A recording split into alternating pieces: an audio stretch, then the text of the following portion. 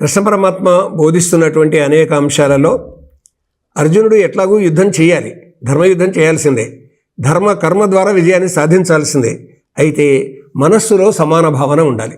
జయం కలగని అపజయం కలగని రెండింటిని సమానంగా స్వీకరించేటటువంటి భావన ఉండాలి అని సమత్వ బుద్ధి కలిగి ఉన్నటువంటి వాడే శ్రేష్ఠుడు అంటున్నాడండి కృష్ణ పరమాత్మ. అందుకొరకు ద్వంద్వాల విషయంలో సమభావన ఉండాలి, ద్వంద్వాల విషయంలో సమభావన ఉండాలి. శీతోష్ణాలు, సుఖదుఖాలు, జయాపజయాలు, మానవమానాలు వీటన్నింటినీ సమానంగా భావించాలి. అందుకొరకు తన మనస్సును తాను జయించాలి అని చెప్తూ జితాత్మనః ప్రశాంతస్య పరమాత్మ సమాహిత శీతోష్ణ సుఖదుఖేషు తథా మానవమానయో అని చెప్పినటువంటి దాని తర్వాత జ్ఞాన విజ్ఞాన తృప్తాత్మ కూటస్థో విజితేంద్రియ యుక్త ఇత్యుచ్యతే యోగి సమలోష్టాశ్మకాంచన. వేటి విషయంలో సమాన భావన ఉండాలని చెప్తున్నాడు ఇక్కడంటే జ్ఞాన విజ్ఞానముల తృప్తుడు, జ్ఞానములోను విజ్ఞానములోను. జ్ఞానం అంటే ఏంటి, విజ్ఞానం అంటే ఏంటి తెలుసుకుందాం ఇప్పుడే. జ్ఞాన విజ్ఞానముల తృప్తుడు నిర్వికారుడు జితేంద్రియుడును మట్టి స్వర్ణము రాయి సమముగా చూడ యోగారూఢుడందురు. మట్టిని కానీ బంగారాన్ని కానీ రాయిని కానీ మూడింటిని సమానంగా చూసేటటువంటి మనస్తత్వం కలిగి ఉన్నటువంటి వాడు అతడు యోగారూఢుడు అవుతాడు, అంటే ఆత్మానుభవం పొందినటువంటి వాడు అవుతాడు అని అంటున్నాడండి. ఈ మూడింటిని సమానంగా చూసేటటువంటి ఈ దివ్య గుణము ఎవరికి ఉంది ఒకసారి ఆలోచించండి. ఒక్కసారి రామకృష్ణ పరమహంసను మనసులోకి తెచ్చుకోండి, ఒక్కసారిగా కదిలిపోతాం. ఈ ప్రపంచం అంతా ఆయనకు బ్రహ్మమయంగానే కనిపించింది.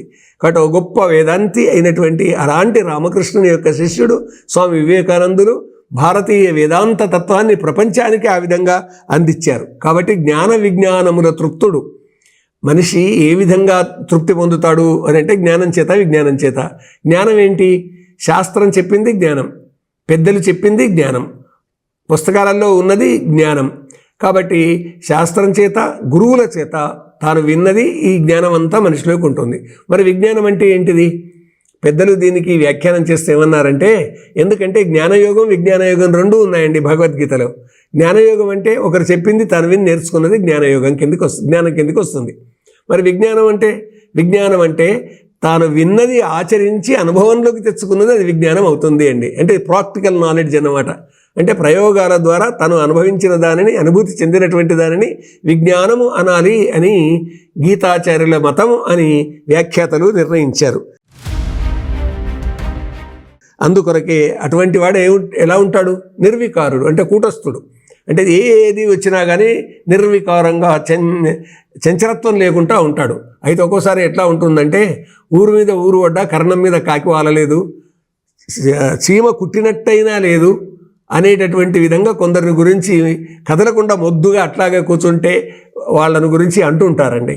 అంటే ఏ పని ఎప్పుడు చేయాలో అది ధర్మబద్ధమైనటువంటి పని అయితే తప్పకుండా ఆ పని అప్పుడు చేయాల్సిందే. అందుకే నిర్వికారంగా ఉండాల్సిందే. నిజమే, ప్రధానికి ఉరుకులాడడం, పరిగెత్తడం, ఎగిరిపడడం లాంటిది. అందుకే ఒక సామెత చెప్తుండారంటే, ఏమీ లేని విస్తరి ఎగిరెగిరి పడుతుంది, అన్నీ ఉన్న విస్తరి అణిగిమణిగి ఉంటుంది అని. ఎందుకు ఈ సామెత వచ్చింది అంటే, గాలిట్లా వచ్చే వరకల్లా ఏమీ లేని విస్తరి ఎగిరెగిరి పడుతుంది, కానీ గాలి వచ్చినా ఏది వచ్చినా అన్నీ ఉన్న విస్తరిలాగా మనిషి అదే విధంగా నిశ్చలంగా ఉంటాడు. అతడే కూటస్థుడవుతాడు, అతడే నిర్వికారుడవుతాడు, అతడే జితేంద్రియుడవుతాడు. అటువంటి వ్యక్తి మనస్సులో మట్టిని చూసినా అదే భావన, బంగారాన్ని చూసినా అదే భావన, రాయిని చూసినా అదే భావన. కాబట్టి మట్టి స్వర్ణము సమలోష్టాశ్మకాంచన, సమానత్వ భావన కలిగి ఉంటుంది కాంచనం విషయంలో, కాష్టం విషయంలో, మట్టి విషయంలో. అందువల్ల ఈ విధంగా ఉన్నటువంటి వ్యక్తి యోగారూఢుడు అవుతాడు, అంటే యోగాన్ని అందుకుంటాడు, అంటే యోగం మీద తాను కూర్చుంటాడు అని. ఈ యోగం మీద తాను కూర్చోవడం ఏమిటిది అంటే జీవబ్రహ్మైక్య భావనలోకి వెళ్ళిపోవడమే యోగంలోకి వెళ్ళిపోవడం అన్నమాట. అంటే నేను జీవుణ్ణి, బ్రహ్మైక్య భావన, ఆత్మయే పరబ్రహ్మము. కాబట్టి ఆత్మ సాక్షాత్కారాన్ని పొంది జీవుడు దేవుడు ఒక్కరే అనేటటువంటి ఒక భావన యోగం ద్వారా మనిషి సాధిస్తాడు. దానివల్ల తాను సమానత్వ భావనతోటి అన్నీ జయించి జీవుడు దేవునితో సమాన స్థితిని చెందుతాడు అనేటటువంటి భావన. ఇంకంతేకాకుండా సూరున్మిత్రార్యుదాసీనా మధ్యస్థద్వేష్యవందుషు సాధుష్వపి చపాపేషు సమబుద్ధిర్విశిష్యతే. ఎవరి సమత్వ బుద్ధి కలిగినటువంటి వాడంటే సూర్యుని మిత్రులు, అరులు ద్వేష్యులు, దగ్గరి వాళ్ళు, సౌహృదయులైనటువంటి దగ్గరి మిత్రులు, అరులు శత్రువులు, ద్వేష్యులు నిన్ను ద్వేషించేవారు లేదా నువ్వు వ్యతిరేకించేటటువంటి వాళ్ళు, ఉదాసీనులు మధ్యవర్తులు. కొంతమంది ఔదాసీన్యం పాటిస్తారు, ఎవరినేం పట్టించుకోరు. కొంతమంది మధ్యవర్తులుగా ఉంటారు.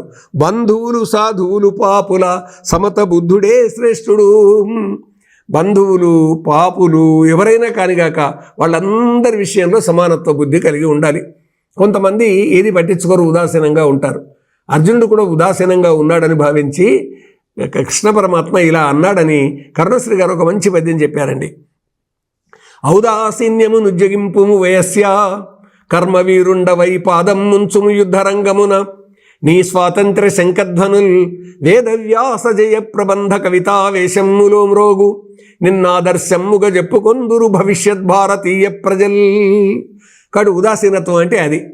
అంటే నిన్ను ఎవరైనా కొట్టడానికి వచ్చినట్టయితే నీ ఉదాసీనంగా ఉంటే ఎట్లా? కాబట్టి నీవు ఆ దెబ్బను తప్పించుకోవాలి, అతన్ని శిక్షించాలి, ఎదుర్కోవాలి తప్పకుండా. కాబట్టి ఆ ధర్మాన్ని ఎప్పుడైనా ఎదుర్కోవాలని కృష్ణ పరమాత్మ బోధిస్తున్నాడు. అయితే అన్ని విషయాలలో సమత్వ బుద్ధి మాత్రం కలిగి ఉండాలని చెప్తున్నాడు. భగవద్గీత సమానత్వాన్ని ఈ విధంగా బోధించిందండి. అది మనం మనస్సులోకి స్వీకరిద్దాం, ఆచరిద్దాం.